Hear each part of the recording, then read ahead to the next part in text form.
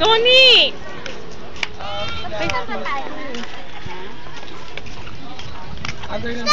Dito ka, Noni. Noni, dito. Pipila. Dito ka. Okay, so reminders lang po. Few reminders before we enter the house or the museum. So, okay na continuous pa rin po yung flow ng ating tour. Okay, so you can take down notes if you want. Ikaw ang picture. Aka na ako. Ako na ikaw ang picture. Maybe pwede tayo pumasok.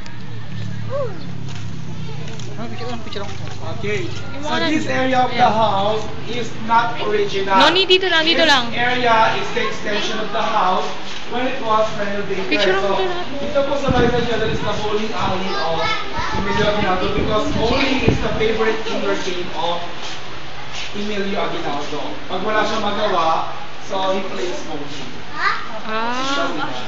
Social. Okay, in this picture, ito po yung old picture or the old part of the house.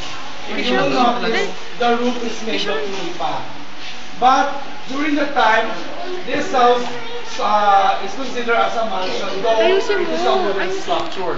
Kasi nung araw kasi, nung panahon ng mga Kastila, kapag ang bahay mo ay may second floor, malaki ang bintana, at pag pumasok ka, maraming salamat. Ito tayo lamang na Battle of Pinakayan. Kanina duman tayo ng Island Cove, di ba? Okay, itong area na ito noon, yung kabilang part, yung may mga statue doon, dito po naganap, ito yung nangyari during the Battle of Pinakayan in November 11, 1896. It was the first battle.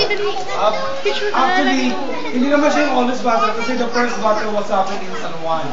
The Battle of San Juan del Monte. Okay, ito naman po yung paningko, the old painting of Emilio Aguinaldo and General Mariano Trias as the first president and the first vice president of the Philippines during after the Tejeros Convention. O, nakikita ba ito mga bata? This is again a secret tunnel going to the church.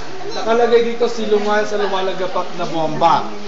Okay, so during the American time, the place was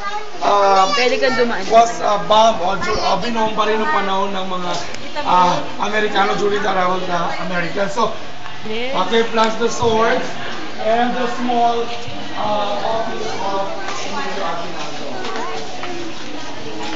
Definitely, these are the rifles used by Emilio Aguinaldo during his anong panahon po siya ay sa pangkawan.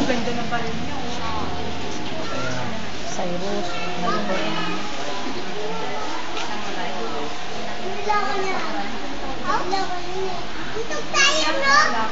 Wow, may baril no?